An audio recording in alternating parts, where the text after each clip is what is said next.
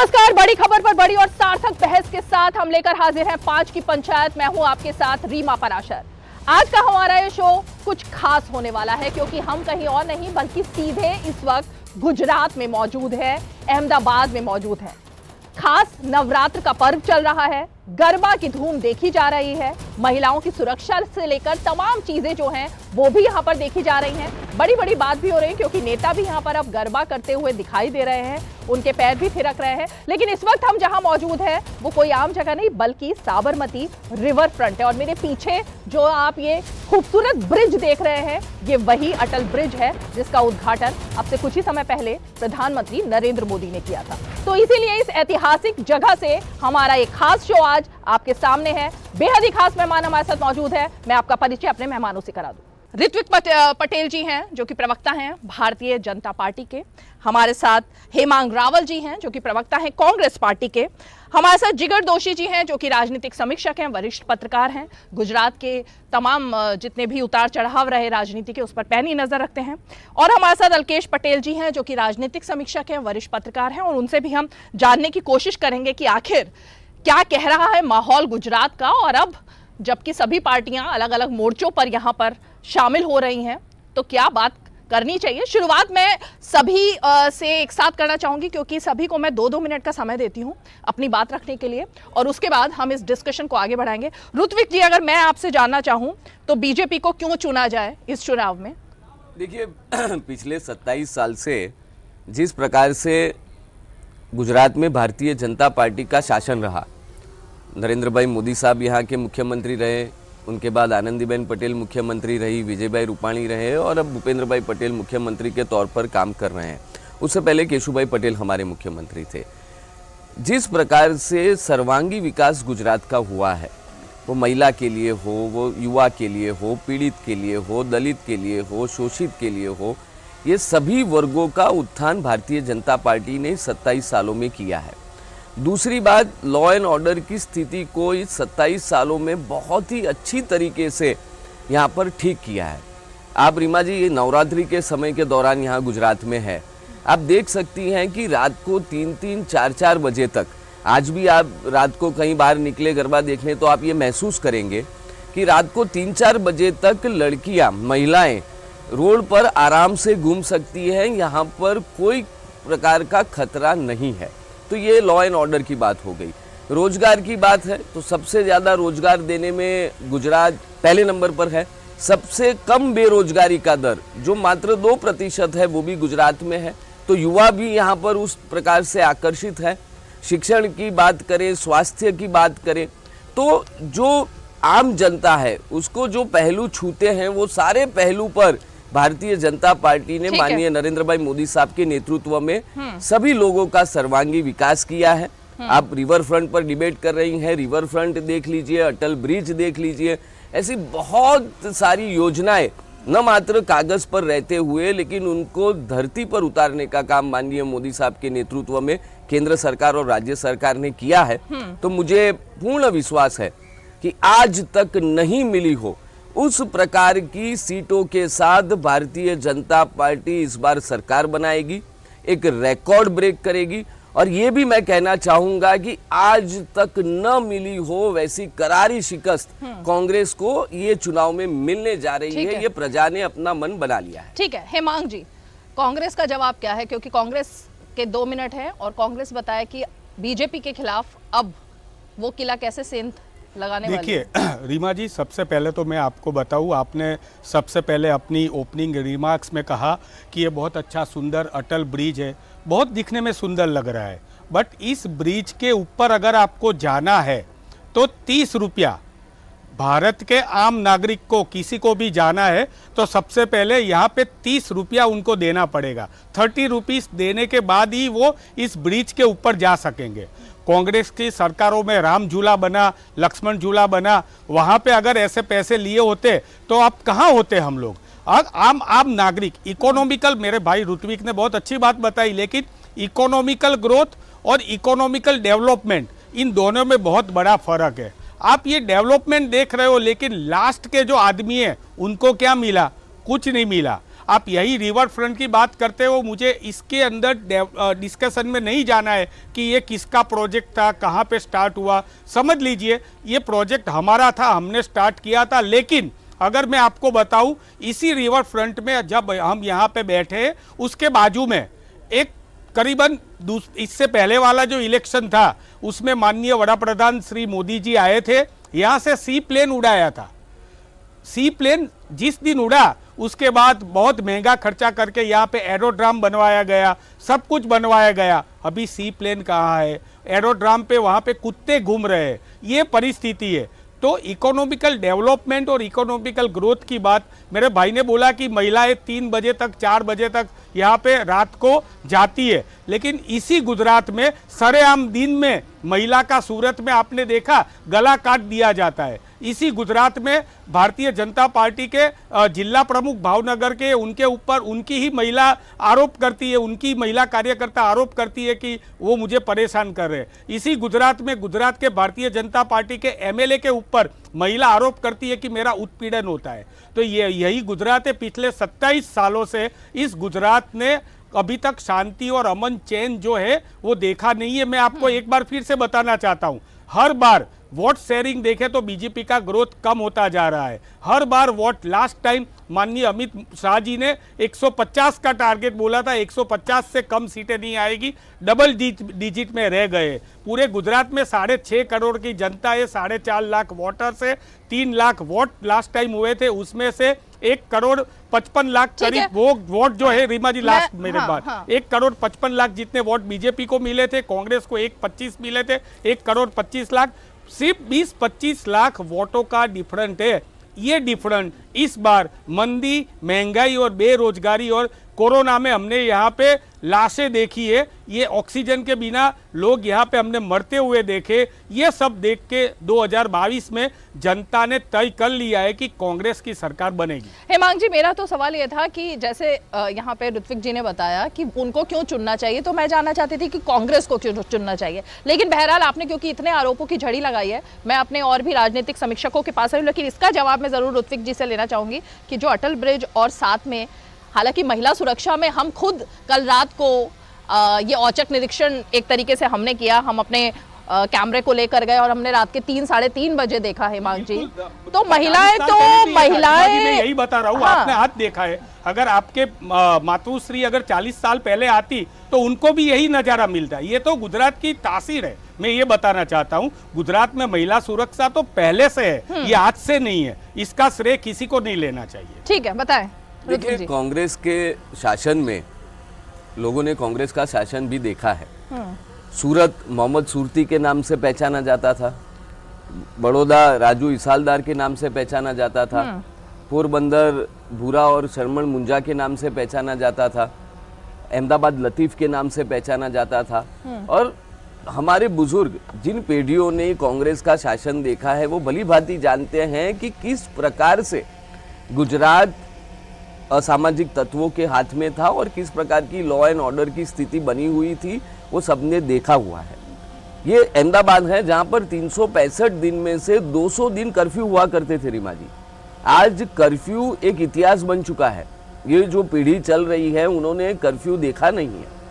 तो वो law and order की स्थिति गुजरात में भारतीय जनता पार्टी की सरकार ने बहाल की। दूसरी बात रिवर फ्रंट की कर रहे हैं। मैं अपने काबिल दोस्त हेमांग भाई को बताना चाहता हूं कि जब कांग्रेस का शासन हुआ करता था तब यहाँ पर पानी नहीं हुआ करता था। यहाँ पर एक सूखी नदी हुआ करती थी, वहाँ पर सर्कस के कार्यक्रम हुआ करते थे, वहाँ लोग खेती भी करते थे, वहाँ पशुपालन होता था। पानी के सिवाय इस नदी में सब कुछ वहाँ पर कांग्रेस के शासन में हुआ करता था। यहाँ पर पानी पहुँचाने का अगर किसी ने काम किया है तो उस वक्त के मुख्यमंत्री और हमारे अभी के प्रधानमंत्री माननीय नरेंद्र भाई मोदी साहब के नेतृत्व में हुआ। उनके ही विजन से आज ये रिवर फ्रंट बना। लाखों करोड़ों लोग ये रिवर फ्रंट की मुलाकात ले रहे हैं। उन्होंने बताया कि अटल ब्रिज पर टिकट है, लेकिन अटल ब्रिज का इतना उत्साह है, इतनी गर्मी में भी आप देख रहे हैं कि हजारों लोग अभी अटल ब्रिज पर अभी खड़े हैं और इतनी तादाद में लोग आने लग गए, 50,000 1 लाख लोग रोज आने लग गए। तो इस व्यवस्था को सुचारू करने के लिए एक टोकन टिकट रखा है और डेवलपमेंट है तो उसके सामने ये चार्ज किया हुआ है। लेकिन कांग्रेस के पास जब मुद्दों का दिवालियापन है, उनके पास मुद्दे नहीं है। जैसे मैं बता रहा हूं कि भाई स्वास्थ्य पे चुनाव लड़ेंगे, रोजगार पर लड़ेंगे, शिक्षा पर लड़ेंगे, डेवलपमेंट पे लड़ेंगे, हमारे मोदी साहब के चेहरे और उनके नेतृत्व पर चुनाव लड़ेंगे। कांग्रेस पे पास ऐसे कोई मुद्दे नहीं है, नेता नहीं है, नीति नहीं है, नीयत नहीं है। अगर आप उनको एक सवाल पूछ ले कि चलो आप ऐसा कभी होने ही नहीं वाला है, लेकिन आपके मुख्यमंत्री के उम्मीदवार कौन है, तो यहाँ पर बहस छिड़ जाएगी। कांग्रेस में 2 गुट, 4 गुट, 5 गुट बन जाएंगे। तो ऐसा तो हम सालों से देख रहे हैं। और जो अच्छे लोग हैं जिनको राष्ट्र निर्माण में अपना योगदान देना है, वैसे कांग्रेस के लोग कांग्रेस को छोड़ रहे हैं। ठीक है, मैं इस मुद्दे पर आती हूँ, लेकिन मैं जिगर जी आपके पास एक बार आना चाहूंगी। इस वक्त जो गुजरात का माहौल है, क्योंकि अभी तक हर बार गुजरात में कांग्रेस वर्सेस बीजेपी ही देखने को मिलता था, लेकिन अब आम आदमी पार्टी जिस तरह से अरविंद केजरीवाल यहाँ पर हफ्ते में 4 दिन बिता रहे हैं, मनीष सिसोदिया हैं, राघव चड्ढा कल गरबा करते हुए उनकी तस्वीरें वायरल हुई हैं, तो अब क्या आपको लगता है कि चुनौती इस तरह से हो रही है कि आम आदमी पार्टी कहीं डेंट डाल सकती है? हम जो बहस कर रहे हैं उसके अंदर बहुत ही माइनॉर चीज़ें हैं जिसे बहुत बारीकी से देखा जाना चाहिए। पहली बात है कि 27 साल की बीजेपी का जो शासन है, तो हम बिल्कुल ये मानकर हमेशा चल सकते हैं या ऐसा होता ही है कि कहीं ना कहीं एंटी इनकम्बेंसी होती है, ये बिल्कुल स्वाभाविक सी बात है। अब दूसरी बात क्या है कि अगर आप विपक्ष के मुद्दे देखें, जैसे आम आदमी पार्टी की आपने बात की, तो आम आदमी पार्टी ने वो सारे मुद्दे कवर किए जहाँ पर बीजेपी की अभी की गवर्नमेंट या पिछली गवर्नमेंट ने कहीं काम अधूरा रखा है, बाकी रखा है, या कहीं ना कहीं थोड़ा कम काम हुआ है। तो अब ये दिक्कत कहाँ आ रही है? एंटी इनकम्बेंसी वर्ड में हमेशा इसीलिए इस्तेमाल करता हूँ कि विपक्ष हमेशा उसी के ऊपर आगे आकर अपना पक्ष रखने की कोशिश करता है, ना कि उनके अलग विजन को लेकर। तो अब एंटी इनकम्बेंसी का सवाल जहाँ तक होता है, अगर वो एक्सट्रीम लेवल पे ना हो, जैसे दिल्ली में हुई थी और सरकार बदल गई थी, अगर वो ना हो तो सीधी सी बात है, अगर आज शाह साहब यहाँ पे गुजरात में है तो ऑपरेशन क्लीन अगर वो शुरू कर देंगे काम करना, तो एंटी इनकम्बेंसी के मुद्दे ही निकल जाएंगे। तो आगे आने वाले 20 दिन, 25 दिन, 30 दिन में इनके पास क्या मुद्दे रह जाएंगे? आप कोई दोनों विपक्ष को देखिए, उन्होंने वही मुद्दे बोले हैं कि अगर बीजेपी ने ये नहीं किया हम आपको करके दे देंगे, 3 महीने 6 महीने, 3 महीने 6 महीने। अब अगर आप सब कुछ 3 महीने 6 महीने कर देंगे, तो मैं ये डेफिनेटली कहना चाहता हूँ, इसे आप निष्पक्ष ही समझिए। अगर विपक्ष को बुरा लगे तो I am very sorry, but निष्पक्ष इसलिए समझिए कि आपकी जो सरकारें जहाँ पर है, वहाँ के आपके जो मैनिफेस्टो थे, वो मैनिफेस्टो में कितने साल में कितना काम हुआ है, कितना बाकी है, वो मुद्दे भी उठेंगे आगे जाकर। तो आप इतना ओवर कॉन्फिडेंस या फिर इतना सारी चीज़ों को एंटी इनकम्बेंसी बनाकर अगर पेश करेंगे, तो मुझे नहीं लगता कि बीजेपी को वो ट्रोल कर पाएंगे या उनको, क्योंकि उनके संगठन का बहुत ज़बरदस्त उनका आधार है, शक्ति है उनकी। रही बात बीजेपी की, तो बीजेपी को मोदी साहब का जो चेहरा है वो डेफिनेटली ऑलवेज हेल्प करता है, लोगों के अंदर जन जन में उनके प्रति विश्वास है। हाँ, जो एंटी इनकम्बेंसी की बातें उठ रही है वो डेफिनेटली इस बात का प्रमाण भी है कि यहाँ नीचे की जो कैडर है, चाहे गवर्नमेंट में हो चाहे एडमिनिस्ट्रेशन में हो, वहाँ कहीं ना कहीं कोई ना कुछ चूक होती रहती है, और वही चूक के हिसाब से लोगों के अंदर रोष होता है, और वो रोष को खत्म करना है, वो सरकार का काम है। और बाकी की जो विपक्ष की नीतियां हैं वो आगे आगे हमको दिख नहीं जाएगी, पर एंटी इनकम्बेंसी मुझे नहीं लगता कि वो इस लेवल पे टैकल कर पाएंगे। जी अलकेश जी, आपसे मैं जानना चाहूंगी, क्योंकि जिस तरह से जो बात यहाँ पर लगातार उठ रही है, मुद्दे और फ्रीबीज इस चुनाव में सबसे ज्यादा दिख रहे हैं। मैं अभी ऋत्विक जी से भी इस पर आना चाहूंगी, लेकिन मैं आपसे समझना चाहूंगी कि क्या गुजरात की जनता जो 27 सालों से बीजेपी को चुन रही है, वो फ्रीबीज और इस तरह के नारों पर अमल करेगी क्या, या अट्रैक्ट होती है? कभी नहीं करेगी।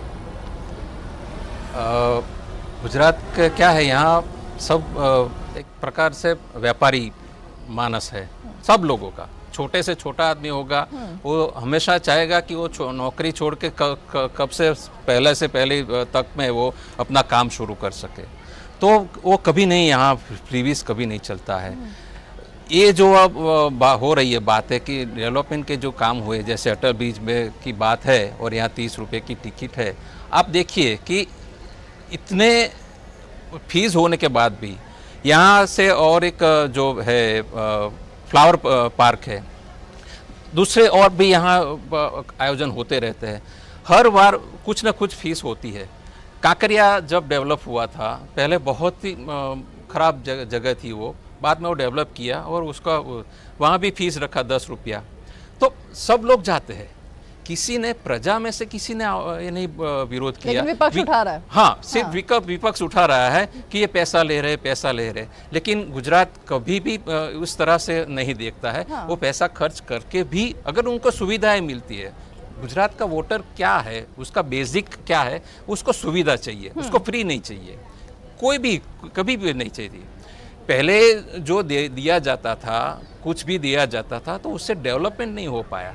आप फ्रीबीज देंगे तो आपकी जो इनकम नहीं होती है, गवर्नमेंट को इनकम नहीं होती है, तो इनकम नहीं होती है तो आप डेवलपमेंट नहीं कर सकते।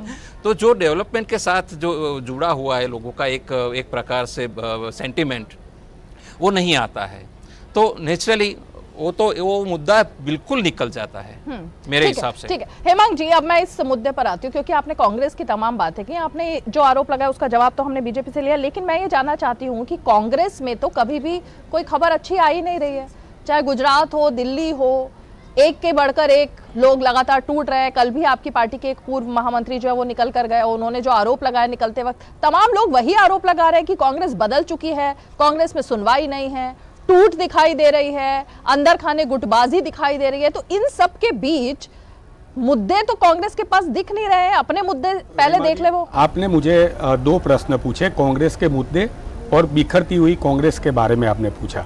रीमा जी, इस जमाने में विपक्ष की प्रजालक्षी राजनीति करना कायरों का काम नहीं है। आप देखिए, अभी 29 तारीख को सिर्फ काले झंडे, हमारे 4 कार्यकर्ता ने सिर्फ काले झंडे दिखाए मोदी जी को। उनका क्या हालत है, यहाँ पे पासा नाम का एक्ट है, पासा एक्ट में चारों लोगों को अलग अलग जूनागढ़, महसाणा जेल में ले जाया गया। आप समझिए कि अब अमित शाह जी आते हैं, मोदी जी आते हैं, तो 20-20 किलोमीटर के क्राइटेरिया में, 20-20 किलोमीटर की त्रिज्या में लोगों को नज़रबंद किया जाता है। यहाँ पे विपक्ष की राजनीति करना कोई कायरों का काम नहीं है।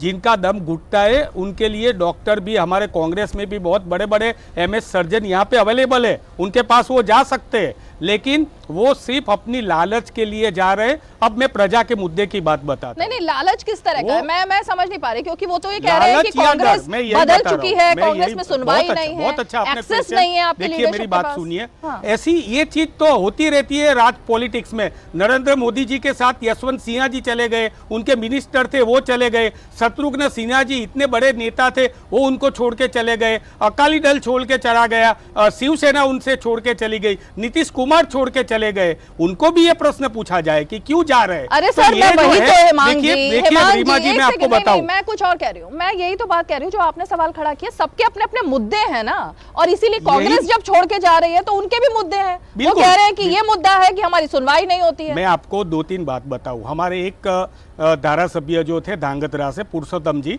उनके ऊपर पुलिस केस चल रहा था, वो जेल में थे, वो चले गए, बीजेपी में चले गए। अब वो गंगा में नहा के डूब के एकदम क्लीन हो गए, अब उनके ऊपर कोई केस नहीं, अभी वो आराम से घूम रहे हैं। एक ही बात में, लेकिन आपने मेरा दूसरा, आपने ऋत्विक जी को 2 टर्न दिए नेशनल चैनल पे, मैं आपको दूसरी मेरी जो बातें कांग्रेस की बात है वो भी नहीं, कोई बात नहीं, मैं कांग्रेस की मेरी जो बातें, अब अगर आप बता रहे हो तो जॉब के बारे में विधानसभा में अधिकृत उन्होंने नंबर्स दिए कि 1258 जॉब सिर्फ उन्होंने गवर्नमेंट जॉब दिए है पिछले 2 साल में। ये विधानसभा का आधिकारिक यहाँ का आंकड़ा है। आपको मैं बताऊं, यहाँ पे गुजरात में 40 लाख लोग बेरोजगार है। यहाँ पे जिन लोगों को नौकरी देते हैं, विश्व में सबसे पहला गवर्नमेंट में अगर कोई कॉन्ट्रैक्ट बेस आया, जो कॉन्ट्रैक्ट बेस पद्धति वो नरेंद्र मोदी जी लाए, उनके सामने इन बच्चों ने हाईकोर्ट में गए, हाईकोर्ट में जीत गए, फिर भी आज भी हाईकोर्ट के बाद गवर्नमेंट ऑफ गुजरात ने सुप्रीम कोर्ट में ये कॉन्ट्रैक्ट पद्धति बहाल करने के लिए वो गए हुए हैं। तो यहाँ पे बेरोजगारी है, यहाँ पे महिलाओं की सुरक्षा नहीं है, यहाँ पे जो भी बातें बता रहे, डेवलपमेंट सिर्फ आपको यहाँ दिखाई दे रहा है। आप तो अभी रीमा जी इलेक्शन तक यहाँ पे रहने वाले हो, आप दिखाना, जब गांव में जाओगे, आप गांव में 2-2 फुट के गड्ढे, अहमदाबाद में भी आप बाहर जाओ, यहाँ से थोड़े से आगे जाओ, वासना में जाओ, पालडी में जाओ, वहाँ आपको डेवलपमेंट दिखाई देगा। विकास सिर्फ यही दिखाई दे रहा है क्या? गाँव में क्या हाल है?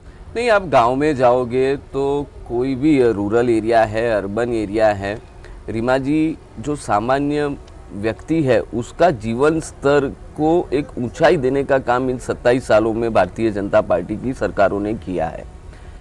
मेरे दोस्त हेमांग भाई बोल रहे थे, मेरा तो सीधा प्रश्न है कि आपके युवराज राहुल गांधी जी भारत जोड़ो यात्रा पर हैं और कांग्रेस यहाँ पर टूटने की आगाज पे खड़ी है। कल ही यहाँ के पूर्व शहर अध्यक्ष थे इनके, और यहाँ के गृह मंत्री के बेटे थे, उन्होंने भी इस्तीफा दे दिया।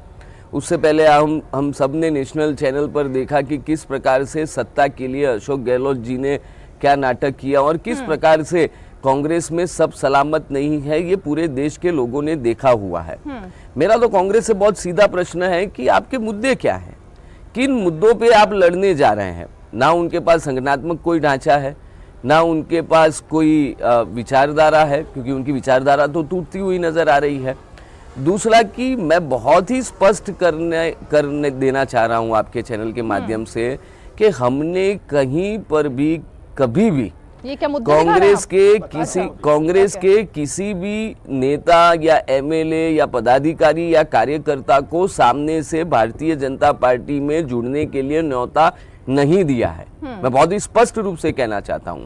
लेकिन जो हमारे नेतृत्व को स्वीकार करे, माननीय मोदी साहब हैं, हमारे अमित भाई शाह साहब हैं, गुजरात के प्रदेश अध्यक्ष माननीय CR पाटिल साहब है, गुजरात के मुख्यमंत्री माननीय भूपेंद्र भाई पटेल जी हैं, इन सबके नेतृत्व को स्वीकार करके जिनको राष्ट्र निर्माण में अपना योगदान देना है, वैसे कोई भी लोग बिन शर्ती अगर भारतीय जनता पार्टी में आते हैं तो हम उनका स्वागत करते हैं। नहीं, लेकिन इनका सवाल ये था कि जब वो लोग कांग्रेस से या किसी और पार्टी से बीजेपी में आती है तो वो गंगा नहा लेते हैं, उनके सारे पाप धुल जाते हैं। नहीं, ऐसा नहीं है।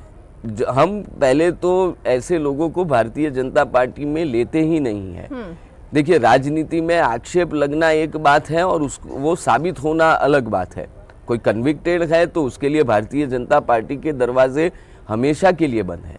हेमांग भाई बोल रहे थे कि ये गए, वो जिनके नाम बता रहे थे वो शायद हमारे कई साथी दल पहले रहे होंगे, वो JDU हो या अकाली दल हो, मुद्दों पे मतभेद हुआ, वो चले गए, लेकिन हम तो उससे भी काफी बड़ा परिवार हमारा NDA का है, उसको साथ लेके भी तो चल रहे हैं। मुझे एक ऐसा एग्जाम्पल दीजिए कि इन सालों में 2014 से पहले की बात अगर है, एक दो नेता गए हैं जिनका उन्होंने नाम लिया, लेकिन 2014 के बाद गुजरात में या दिल्ली में भारतीय जनता पार्टी का कोई बड़ा नेता या कार्यकर्ता भारतीय जनता पार्टी छोड़ के अन्य कोई दल में गया हो, ऐसा एक भी एग्जाम्पल आप नहीं दे सकते, क्योंकि हम सबको साथ लेके चलने वाले लोग, एक मिनट, हम सबको साथ लेके चलने वाले लोग हैं।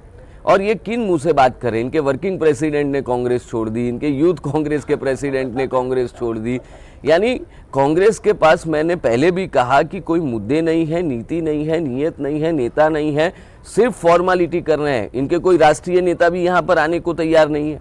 पहले बोल रहे थे कि नवरात्रि है, प्रियंका जी आएंगी, गुजरात के लोगों से मिलेंगी, गुजरात के महिलाओं से मिलेंगी, वो भी तो कहीं दिख नहीं रहे हैं। मैं एक बार हेमांग जी ये बताएं कि बीजेपी तो यहाँ पे धड़ाधड़ अब मिलने शुरू हो गए, सारे नेता यहाँ पे डेरा जमाए हुए हैं, कांग्रेस तो अंदरूनी फाइट से ही नहीं निकल पा रही। रणनीति तो क्या बात की बात, राहुल गांधी की यहाँ यात्रा क्यों नहीं हो रही है, ये बताएं। भारत जोड़ो यात्रा में गुजरात क्यों नहीं आया? बिल्कुल, सबसे पहले आपको बताऊं, इसी रिवर फ्रंट की लाइन में आगे जहां नरेंद्र मोदी जी ने पंडाल बनाया था और रेटियों का कार्यक्रम किया था, जहां पे कुर्सियां खाली थी, उसी पंडाल को हमने बाकायदा हमारे पैसे से, नहीं सरकार के पैसे से, हमने वो पंडाल को खरीदा।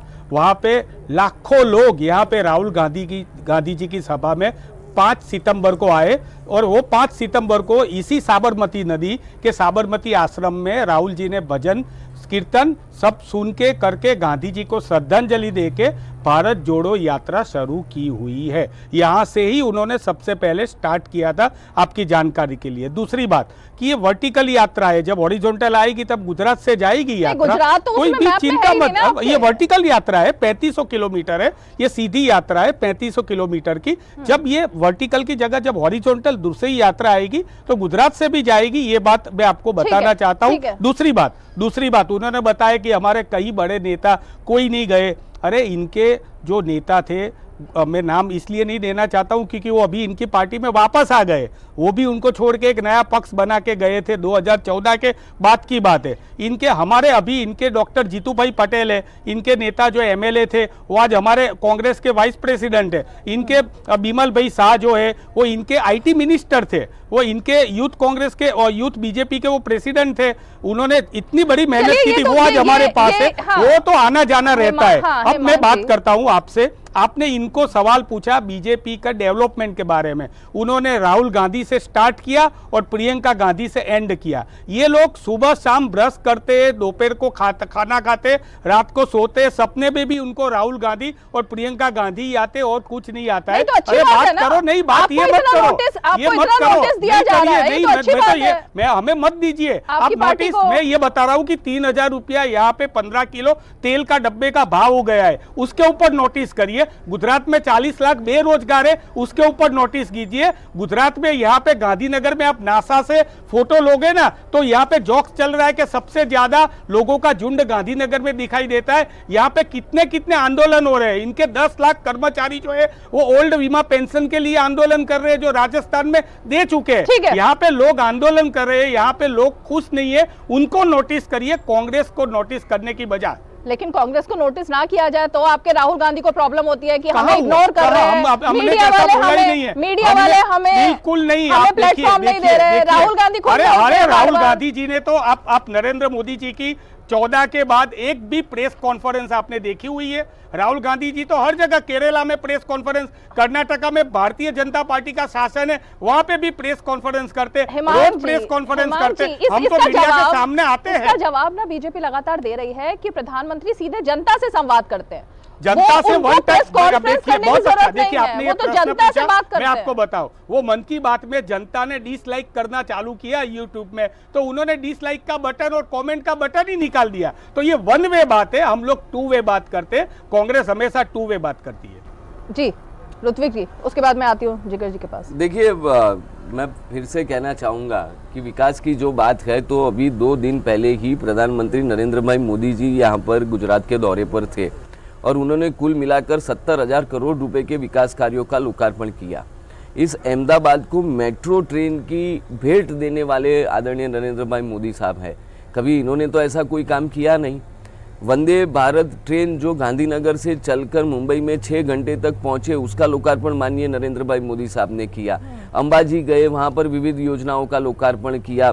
सौराष्ट्र में गए, कुल मिलाकर पूरे गुजरात में, गुजरात को एम्स देने वाले नरेंद्र भाई मोदी साहब हैं। मेडिकल सीटों की बढ़ोतरी करने वाले नरेंद्र भाई मोदी साहब हैं। आप मेरे को गिनाइए जो सेक्टर में आप बहस करना चाहते हैं, मैं ऑथेंटिक फिगर्स के साथ आपके साथ बहस करने के लिए तैयार हूं। लेकिन कांग्रेस भी ये स्वीकार कर चुकी है कि इस बार उनके लिए प्रजा के बीच जाना बहुत ही कठिन है, क्योंकि उन्होंने कोरोना की बात की। कोरोना में हमने, सरकार ने तो बहुत सुचारू व्यवस्था की, लेकिन भारतीय जनता पार्टी के संगठन ने, माननीय CR पाटिल साहब जो हमारे अध्यक्ष हैं, उनके नेतृत्व में 26,000 से ज़्यादा ऑक्सीजन बेड हमने उपलब्ध करवाए। भारतीय जनता पार्टी का प्रत्येक कार्यकर्ता माननीय मोदी साहब के नेतृत्व में लोगों के बीच में था। आप जो बात कर रहे हैं ना कि लोगों के बीच रहने की, तो हम लोगों के बीच में थे। उनको राशन की किट देनी हो, उनको फूड पैकेट देना हो। जब वैक्सीन की एक साल में माननीय मोदी साहब के मार्गदर्शन में, नेतृत्व में, जब इस देश ने एक ही साल में वैक्सीन शोध कर ली, तो वैक्सीन देने में भी हमारे कार्यकर्ता वैक्सीन सेंटर पर रहे कि लोगों को सुचारू रूप से ये वैक्सीन प्राप्त हो। मैंने तो कभी कोई कांग्रेस के कार्यकर्ता को नहीं देखा। तो लोग ये सब देख रहे हैं कि आपके अच्छे और बुरे समय में आपके बीच कौन था जी। और उस हिसाब से मैं कहना चाहता हूं, आगे आपने बात की थी, इसीलिए मैं बीच में ये बात कर लूं कि ये जो फ्री बीज वाली बात थी, तो गुजरात, जैसे अलकेश भाई ने बताया, वैसे बहुत ही खमीर वाले लोग हैं, मेहनती लोग हैं। वो मेहनत करके अपना एक स्थान बनाते, चाहे वो हेमांग भाई हो, चाहे मैं हूं, सब लोग। तो यहाँ पर आके सिर्फ जुमलेबाजी करना और लोगों को भ्रमित करना, उसको लोग स्वीकार नहीं करेंगे। एक बहुत ही अच्छा वाकया ये हुआ कि थोड़े दिन पहले वो जो महाठग हैं गप्पीदास दिल्ली के, वो यहाँ पर आए थे। तो वहां पर ऐसा बोला गया कि रिक्शा यूनियन की बैठक है, आप सबको जाना है।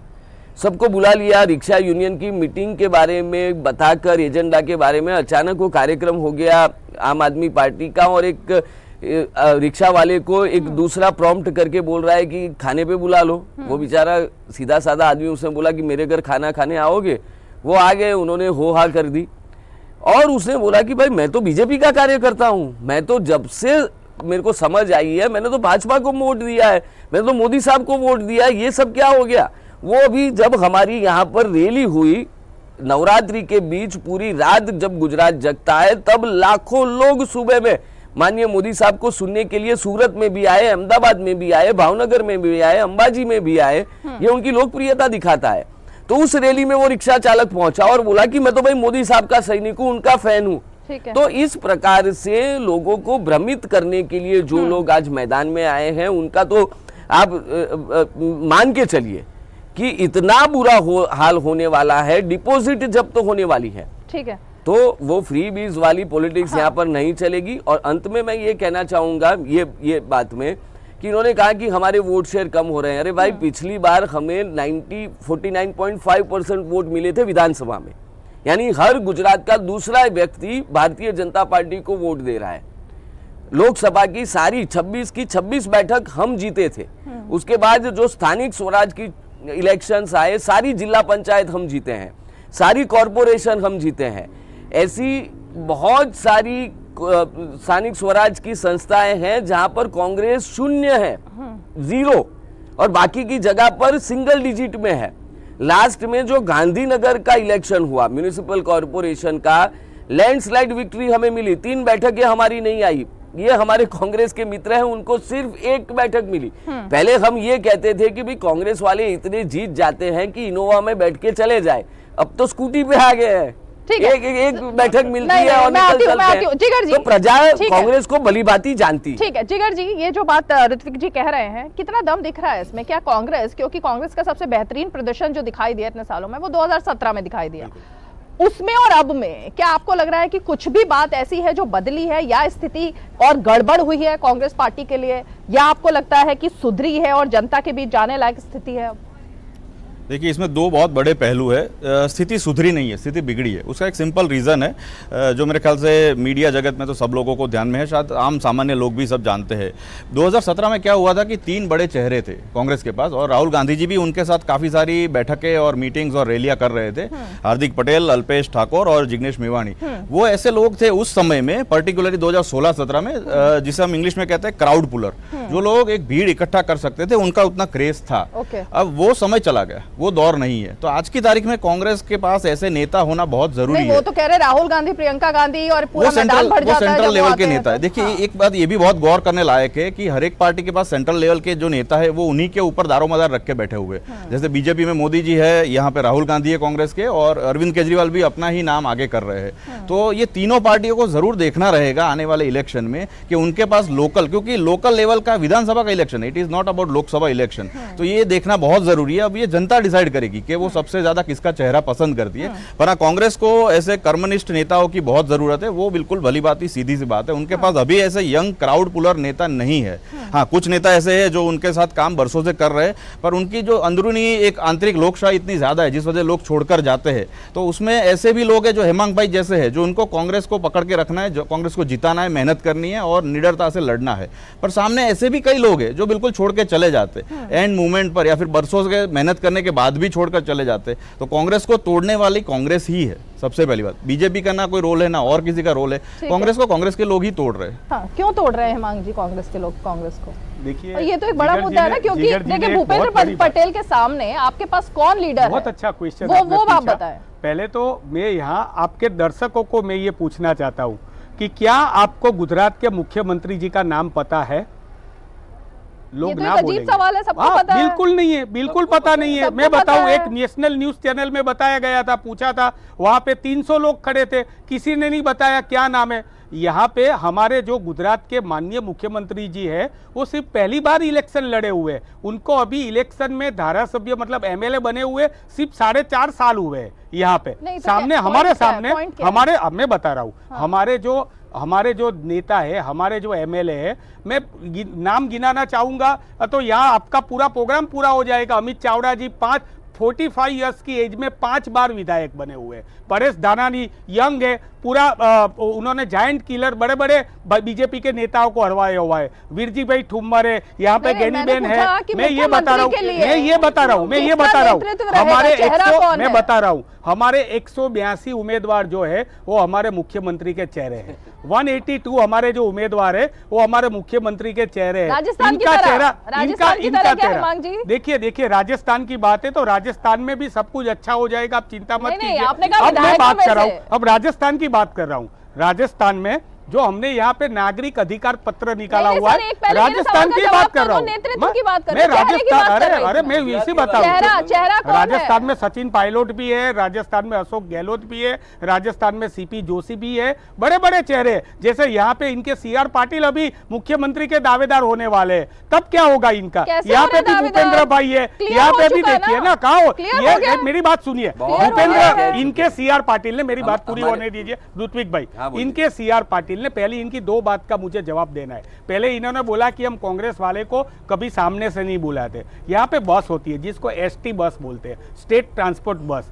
इनके पाटिल भाऊ ने ये बोला कि ये मेरा रुमाल है, ये मैंने एसटी बस में रखा हुआ है हमारे एक एमएलए के लिए, आपके लिए जगह मैंने बुक की हुई है, आप हमारे पास आ जाइए। वो एमएलए इनके पास नहीं गए। तो पहले तो सामने से नहीं बुलाते, ये बात का यहाँ खंडन है। दूसरी बात, इनके ही प्रेसिडेंट पाटिल भाऊ ने ये कहा था कि 2022 का चुनाव विजय रूपाणी जी के मुख्यमंत्री की अध्यक्षता में लड़ा जाएगा। change अभी होगा ना? यही बता रहा हूँ change हो कि गए। इनके बोलने के बाद दांत और दिखाने के दांत दोनों अलग अलग है, मैं यही बता रहा हूँ आपको। इसीलिए भूपेंद्र भाई का भी हेमांग जी, 2022 के हेमांग बाद जी, रहना कठिन आपने है। अपने अभी थोड़ी देर पहले कहा था कि बीजेपी सोते उठते राहुल गांधी और प्रियंका गांधी उनको दिखाई देते हैं। आपने question पूछा तो जवाब हाँ, देना पड़ेगा ना मैं मुझे। वही तो जानना चाहती मैं हूँ कि बता रहा हूँ। आपसे मैं आपका मुख्यमंत्री पद का 182 चेहरा पूछ रही हमारे हूँ, देखिए, आप सीआर पाटिल की भारत बात देश कर रहे में- हैं। मैं बता रहा हूँ तो आपको, सीआर पाटिल मैं को बता छोड़ के रहा हूँ, अपनी बात कर लीजिए। भारत देश में जो फेडरल स्ट्रक्चर है, जो लोकशाही है, उसमें विधायक होते हैं, वो विधायक का चेहरा चुनते हैं। तो हमारे विधायक जो है 182, वो 182 विधायक हमारे मुख्यमंत्री के चेहरे हैं। ये पहली बात। आपने राजस्थान की बात की, राजस्थान में आज हर एक व्यक्ति को हमने ये नागरिक अधिकार पत्र निकाला हुआ है। हमने जो बाहर किया हुआ है, यहाँ पे किसी ने बोला कि वो पहले अपने राज्य में किया हुआ है कि नहीं, वो बताइए। तो राजस्थान में प्रत्येक व्यक्ति को, यहाँ पे जो अलकेश भाई बैठे, वो, मैं, ऋत्विक भाई, जिगर भाई, जो भी गुजरात का नागरिक है, उनको 10 लाख का यहाँ पे स्वास्थ्य का मेडिक्लेम देने वाले हैं। ठीक है। यहाँ वो तो पे आयुष्मान जो भारत में किसान already है, हो रहा है। अरे नहीं हो रहा है, सबका नहीं मिल रहा है भाई सबका साहब, हो और रहा है 5 लाख है, और वो भी सबका नहीं हो रहा है, मेरा आपका नहीं हो रहा है, सबका मिलेगा। पूरे गुजरात की 6.5 लाख जनता का, जैसे राजस्थान में मिल रहा है, जैसे मध्य प्रदेश में हमने किसान के जो भी ऋण थे वो माफ किए। यहाँ पे गुजरात में हम सत्ता में आते ही सबसे पहले 3 लाख किसान का ऋण माफ करेंगे, 3 लाख रुपए का। ठीक है। तीसरी महत्वपूर्ण बात, सबसे बड़ी बात है, 10 लाख रोजगारी देने का हमने वायदा किया है, उसका कैलेंडर बना दिया है, और कॉन्ट्रैक्ट पद्धति हम नाबूद करेंगे। और लास्ट में ओल्ड पेंशन, जो हमारे छत्तीसगढ़ में भी हमने लागू कर दी है, हमने राजस्थान में भी लागू कर दी है, पश्चिम बंगाल में, हमारा स्टेट नहीं है फिर भी वहां पहले से लागू है, वो यहाँ पे हम 24 घंटे, जैसे ही हम सत्ता में आएंगे, 24 घंटे में ओल्ड पेंशन स्कीम हम लागू करने वाले हैं। इसी रिवर्ट फ्रंट से राहुल जी ने 8 संकल्प 8 वचन दिए थे। ये पूरे 8 वचन हमने 1,55,00,000 लोगों के घर में जाके ऐसी पर्चियां दी हुई है। ये उनका नागरिक का अधिकार पत्र है, और ये नागरिक अधिकार पत्र 2022 में एक बड़ा एक भूचाल लाने वाला है, और 2022 में कांग्रेस की 125 सीटों के साथ सरकार तय है। अलकेश जी, क्या कांग्रेस की सरकार तय है? किस तरह के भूचाल की ये कोशिश है? क्योंकि भूचाल तो लग रहा है कांग्रेस में, और जिस बात की बात हो रही है, राजस्थान में विधायक चुनते हैं, विधायक अशोक गहलोत चुनना चाहते थे, नेतृत्व जो है वो सचिन पायलट चुन रहा था, ऐसा ही कुछ खेला गुजरात में भी है क्या?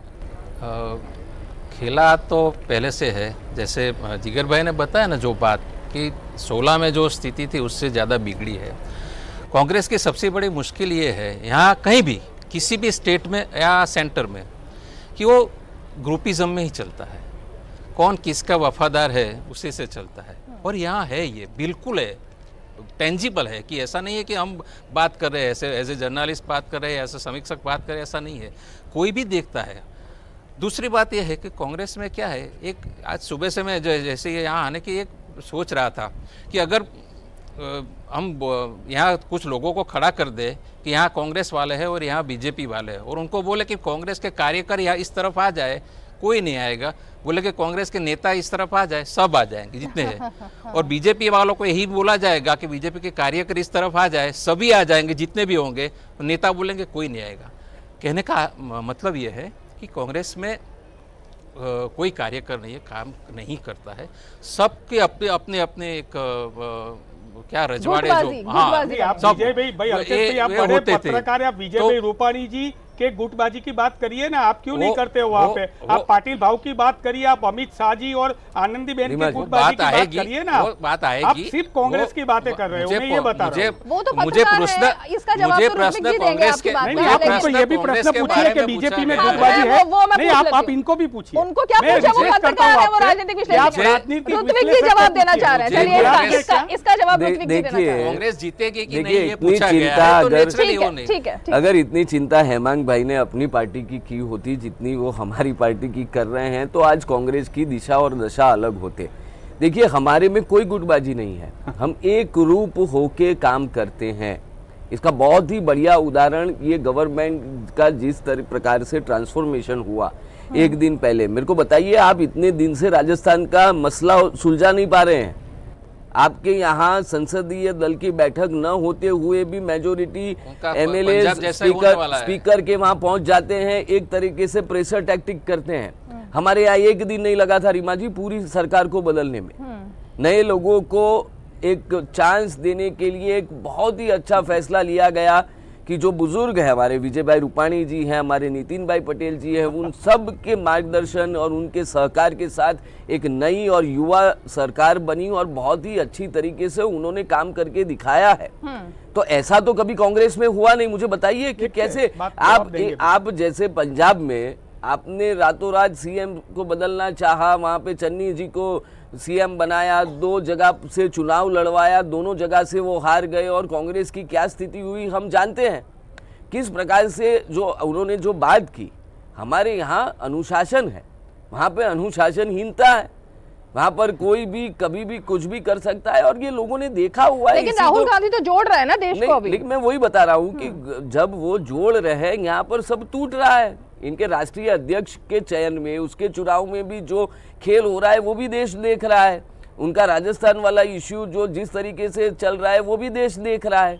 और सामने गुजरात और भारतीय जनता पार्टी में एक बार सामूहिक तौर पे जो फैसला लिया जाता है, सारे कार्यकर्ता उसे फॉलो करते हैं, एक सुर में चलते हैं। इसी वजह से तो हम आज लोगों के बीच में हैं और 27 सालों से यहाँ पर गुजरात की प्रजा ने हमें आशीर्वाद दिए हैं। ठीक है, तो ये बिल्कुल गलत जवाब देना हेमांग जी। हाँ, चाहूंगा। 27 साल से अगर जनता चुन रही है, बताइए, तो मैं क्या आपको ये बात है? बता रहा हूँ। हाँ। हम 27 साल के पहले हमको 149 सीटें मिली हुई थी, उससे पहले 132 मिली हुई 27 थी, साल एक लंबा इससे अंतराल पहले है। 132 मिली थी, 136 भी मिली है। ये वहां तक पहुंच भी नहीं पाए। पहली बात। दूसरी बात, इस इन्होंने बार देख लीजिएगा बताया, हेमंत कोई भाई। बात नहीं, कोई बात नहीं, देखते हैं। 22 फिर बहुत मिलेंगे नजदीक यहाँ पर है, यही मिलेंगे। 5 की मैं आपको पंचायत बताऊं, कर अरे मैं लेंगे। यही हूँगा और यही खेस तिरंगा पहना हाँ, होगा। और मैं भी यही आपको में ये होऊंगा और बता आपको रहूंगा। बोलना पड़ेगा हाँ, कि ये मैं स्वीकार आपका करता हूं जवाब देना जनादेश चाहता हूँ, का। आपका जवाब देना चाहता हूँ। जनादेश तो सभी को स्वीकारना होगा। जैन मुख्यमंत्री जो विजय भाई रूपाणी थे, जैन धर्म का सबसे बड़ा मेरी बात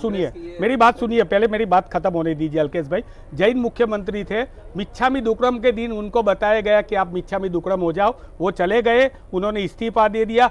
भारत के इतिहास में पहली बार ऐसा बना है कि मुख्यमंत्री का पद ग्रहण समारोह कैंसिल हुआ। नहीं भारत में कहीं नहीं हुआ ऐसा, पहली बार हुआ था। यहाँ पे पद ग्रहण समारोह, यहाँ पे मंडप बन चुका था, कैंसिल हुआ। इनके 2 मंत्री अगर इनके अच्छे ही काम कर रहे थे तो इनके पूर्णेश मोदी को मंत्री पद से क्यों निकाल दिया गया? मंत्री वो अरे भी। क्यों एक उनसे वो पद मंत्री ले लिया है। गया? अरे क्यों राजेंद्र portfolio त्रिवेदी exchange से, तो होता रहता क्यों है। राजेंद्र भाई से पद ले लिया हाँ, गया? पूरे के क्यों पूरे- ले लिया गया? हाँ, पूरे के पूरे राष्ट्रीय अध्यक्ष अभी तक नहीं बदल पाए। बीजेपी में हमारे विजय portfolio रूपाणी में जी क्या का बात अलग कर रहे हैं गुट आप? है, बीजेपी में पुरुषोत्तम रूपाला जी का अलग गुट है, बीजेपी हमारे में अमित शाह कोई का गुट अलग नहीं गुट है, हम बीजेपी राष्ट्रवादी में लोगों का आनंदीबेन गुट है पटेल हमारा। का अलग गुट है। ये केडर बेटबाजी बोलते हैं। केडर का मतलब क्या है? केडर तो लश्कर में होता है जहां पे हमारे सिर्फ आदेश पेज दिया जाता समिति है। तक के यहाँ पे हम सदस्य कैडर है नेतृत्व हमारी। बेस्ड पार्टी है, हम आम सहमति से चलते हैं तो और हम नेतृत्व आदेश लोकशाही नहीं में देता? चलते हैं। नेतृत्व बिल्कुल, आपका नेतृत्व देखिए, आदेश नहीं देता रीमा है जी, क्या? बिल्कुल हमारा नेतृत्व आदेश देता है, लेकिन आम सहमति से देता है। आम रीमा जी, सहमति की जी। बात अलग है। यहाँ पे क्या होता है? वो एक देखिए, चिट्ठी फोन रीमा कर जी, देते हो, हाँ, बोल जी, देते कोई हैं आम कि आप यहाँ सहमति से नहीं चले है। जाए। यहाँ पे सब आम सहमति यहाँ होती है। पर- दूसरी बात, गुजरात हेमंत के भाई, अब हो अंदर गया तो थोड़ा एक बोलिए, सेकंड। फिर आप भी थोड़ा रेस्ट कर लीजिए। हाँ, देखिए, आम सम्मति तो दिखती नहीं है। ये प्राइवेट लिमिटेड तर्ज पर चलने वाली पार्टी आप देखिए तो सोनिया गांधी कौन के बाद किसकी राहुल चिंता गांधी करता है, जी, अभी राहुल पता गांधी चल जी रहा के है। बाद देखिए, सोनिया गांधी अभी भाई जी, बोल रहे और थे। अभी भी जो अध्यक्ष बन रहे हैं वो तो रबर स्टैंप है। जो भी बनेगा अल्टीमेटली पावर अरे सेंटर वाह। तो वहां पर राहुल गांधी और सोनिया गांधी जी आपके हैं। अध्यक्ष खैर किसके रबर वो स्टैंप उनकी है? अंदरूनी मोदी जी बात और है, शाह जी मुझे के रबर उसके स्टैम्प ही है ना, वो नड्डा जी। उनकी वो क्या है? अंदरूनी बात है, मुझे उसमें कुछ कहना नहीं है। लेकिन जिस प्रकार से कांग्रेस में एक उन्होंने बोला कि आपकी कैडर कौन सी, तो हमारी कैडर पेज समिति तक के सदस्य हैं जो केंद्र और राज्य सरकार ने किए हुए कामों को लोगों तक पहुंचाने का काम करते हैं, उनको लाभ दिलाने का काम करते हैं। वो जो बात कर रहे थे, जितने भी अभी हम ये कर देंगे वो कर नहीं, ये जो देंगे, इतनी गुटबाजी के नहीं, इन्होंने गुटों के बारे में बताया, नहीं थोड़ा गुटों के ये- बारे में वही मैं बता हाँ, रहा हूँ हाँ। कि उन्होंने बात की शुरुआत की कि विजय भाई रूपाणी जी जैन थे, हमने वो जैन थे इसीलिए वो मुख्यमंत्री हमने नहीं बनाए थे, वो हमारे कार्यकर्ता थे, हमारे पार्टी के नेता थे, हमने उनको मुख्यमंत्री बनाया था। तो हम कभी गुजरात को जाति ज्ञाति में बांटने की मंशा नहीं रखते और इन्होंने यही किया है। ये जो बात बता रहे हैं कि इनको 149 बैठक मिली थी, तब इन्होंने खाम थियरी अपनाई थी और ये खाम थियरी के आधार पे समाज को बांटने का घोर पाप कांग्रेस ने उस वक्त किया था, जिसके परकशन अभी तक रह रहे हैं। और इस बार भी समाज को, ये भारत जोड़ो की बात कर रहे हैं, इनके प्रदेश के प्रमुख, इनके प्रदेश के नेता यहाँ पर प्रेस कॉन्फ्रेंस करते हैं और बादाम थियरी की बात करते हैं। इनको बख्शी पंच को अलग करना है, इनको दलित को अलग करना है, इनको आदिवासी को अलग करना है, इनको माइनॉरिटी को अलग करना है, अपीसमेंट करना है। ऐसे चुनाव जीते जाते हैं? लोगों ने ये स्वीकार नहीं किया है। खाम थियरी में आप एक बार सफल हो गए, उसका खामियाजा गुजरात ने बहुत लंबे समय तक भुगता है। तो नरेंद्र भाई मोदी साहब के नेतृत्व में जब पूरा देश और गुजरात राष्ट्रीयता के रंग में रंगा हुआ है, तब इनके नेता ये बादाम थियरी लाके समाज को बांटने का ठीक है, बात कर रहे अलकेश जी हैं। कुछ कहना चाह रहे हैं? हम जी। लोग समाज को साथ में लेके चलने में मानते ठीक है। हैं, इसीलिए मैं कह रहा हूं कि गुटबाजी उनमें है, हम एक रूप होके काम करने वाले राष्ट्रवादी कार्यकर्ता हैं। ठीक है, अलकेश जी बोलेंगे, जो उसके बाद में बात कही जाते हैं। हेमंत भाई ने, ये कांग्रेस की सबसे बड़ी कमजोरी है। जैन मुख्यमंत्री बता दिया विजय भाई रूपाणी को। कांग्रेस का ये जो गुजरात का ये जो वोटर है ना, ज्यादातर बहुत बड़ा एक वर्ग है, वो इस तरह की ये जातिवाद में नहीं मानता है। नहीं, अभी ये लेकिन जो कांग्रेस उसमें से बाहर नहीं BDAM निकलती। का जो इस बार का पूरा वो जो बदल हाँ, दिया वो भी है, वही तो वो लोग- कांग्रेस ने जो इस बार की पॉलिसी अपनी हाँ, अपनाई है, वही तो वो और ये दोनों समान ही लग रहा है, उसमें थोड़ा सा परिवर्तन है। एग्जैक्टली वही जो खाम बात कही ऋत्वी जी ने कि खाम थी, बाद में खाम नहीं चली, थोड़ा वक्त चला, कुछ सीटें मिली, चलता रहा, फिर नीचे गिरते गए। अभी BADM के लेके आ गए। यही मुश्किल है कांग्रेस की सबसे बड़ी। और जो व्यापारी वर्ग है ना, मैं जैसे शुरू मैंने बात की कि यहाँ का जो एक मानस है वो व्यापारी इस तरह की जातिवाद में नहीं मानता है। उसके लिए अपनी स्थिरता और काम करने का जो ठीक है। वो है वो होता है। दूसरा एक छोटा सा मुद्दा एक बता दूं उनको, जो उन्होंने उठाया कि अपने ये मिनिस्टर का ले लिया। अभी 2 दिन पहले PM के साथ मंच पर वही थे, वो सूरत के मिनिस्टर अपने नहीं, पोर्टफोलियो एक्सचेंज नहीं मतलब साथ में ही थे, तो ये नहीं हुआ है इस तरह का नहीं। देखो हेमंत भाई, विश्लेषण आपको विश्लेषक देखता है, उनका काम नहीं था उस वक्त,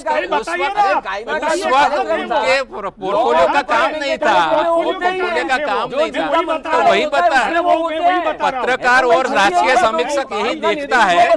आप कांग्रेस को मैं रिक्वेस्ट करूंगा,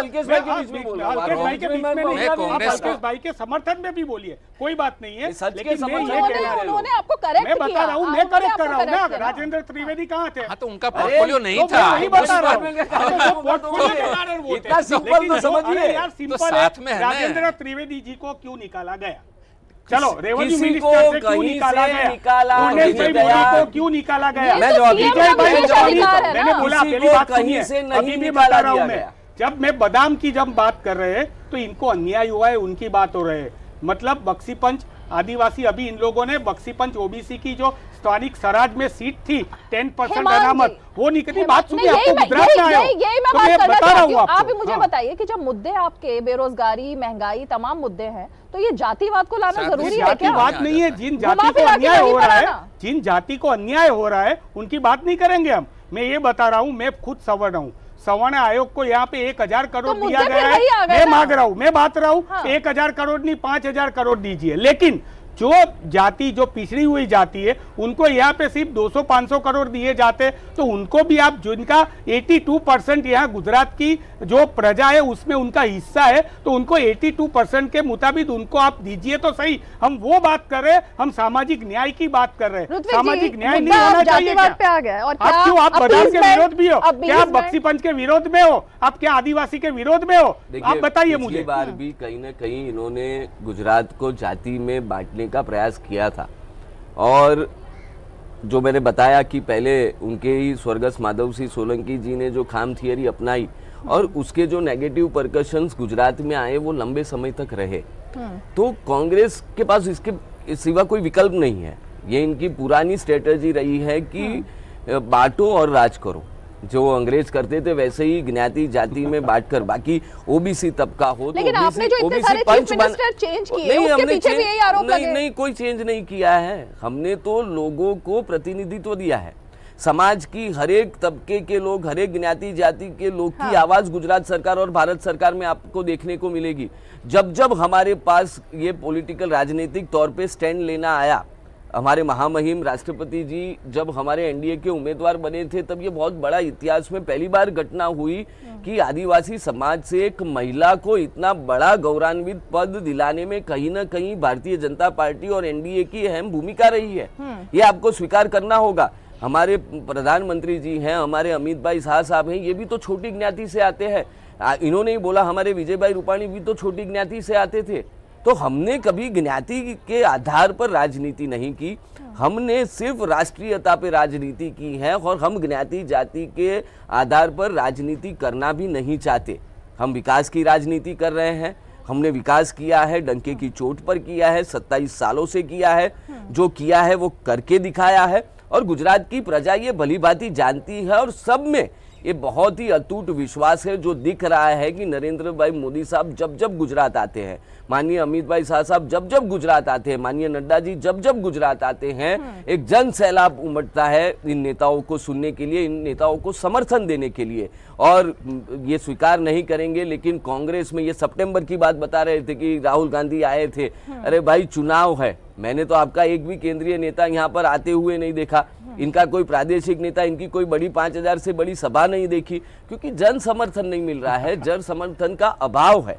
तो मुझे लगता है कि ये अंतभाग होगा, तो आने वाले चुनाव में मैं फिर से आपको दोहराने देना चाहता हूं कि माननीय नरेंद्र भाई मोदी साहब के नेतृत्व में आज तक न मिली हो वैसी ऐतिहासिक जीत गुजरात में भारतीय जनता पार्टी प्राप्त करेगा। गुजरात की जनता आशीर्वाद देगी। मुझे संपूर्ण जल्दी से, क्योंकि वक्त की कमी है, उसके बाद में जिगर जी के पास बोलूंगा। हाँ। मैं ये बोलना चाहता हूँ, सबसे पहले तो इन्होंने बहुत बड़ी बड़ी बातें बताई। ये जितनी भी सभाएं होती है वो प्रजा के पैसों से हो रही है। यहाँ पे नहीं, जो भी सभा मोदी जी, हम हमारे देखिए तब ऐसा नहीं करते थे। हम एसटी बसों यहाँ पे लाइन नहीं लगा देते थे, यहाँ पे बच्चों को हम धूप में नहीं बैठा के रखते थे। यहाँ पे आता है, आप देखिए क्या क्या स्थिति हो जाती है यहाँ पे। हमारी जो है, हमारी सभा है, हम देखिए इतने, मैंने पहले बोला कि विपक्ष की राजनीति करना आसान नहीं है, फिर भी हम कर रहे हैं। गुजरात में 31 बार पेपर फूटे हैं, आपको मालूम है, यहाँ पे 31 बार, आज तक किसी को पकड़ा नहीं गया है, किसी के ऊपर चार्जशीट दायर नहीं की है, और जो भी लोग पकड़े गए थे वो आज जामीन में छूट रहे हैं। और गुजरात के युवा जो है वो परेशान है। गुजरात के युवा आंदोलन करते थे, तब हमने उनका साथ दिया है, गुजरात की महिलाओं को साथ दिया है। आज भी गुजरात जो है पूरा कांग्रेस को अभी मत देने के लिए और कांग्रेस को सेवा के लिए, सत्ता में लाने के लिए तत्पर है। 125 सीट के साथ गुजरात में कांग्रेस की सरकार 2022 दिसंबर में बन रही है। ये आप डंके की चोट पे लिख लीजिए। 125 जोशी जी, 125 सीट का टारगेट तो कांग्रेस का है, लेकिन मैं ये जानना चाहती हूँ जो मुद्दे अब हमारे शो में दिखाई दे रहा है, कहां से शुरू हुए थे मुद्दे, जातिवाद पर आ गए, फिर आरोप लगता है पोलराइजेशन का, ध्रुवीकरण का, तो मुद्दा क्या लग रहा है? बहुत संक्षिप्त में, वक्त की बात जी है। बिल्कुल बिल्कुल। मुद्दा एक्चुअली जो मैंने कहा वही है, एंटी इनकम्बेंसी को लेकर विपक्ष चलता है। विपक्ष के पास खुद के मुद्दे होना बहुत ज़रूरी है कि वो आगे जाके विकास की जो राजनीति हो रही है इतने वर्षों से, उसको आगे कैसे ले जाएगा। अभी ये जो बात है वो ऐसी है कि आपने नहीं किया वो हम ट्राई करेंगे, और ट्राई करेंगे, आप हमें बहुमत देंगे या जनमत देंगे।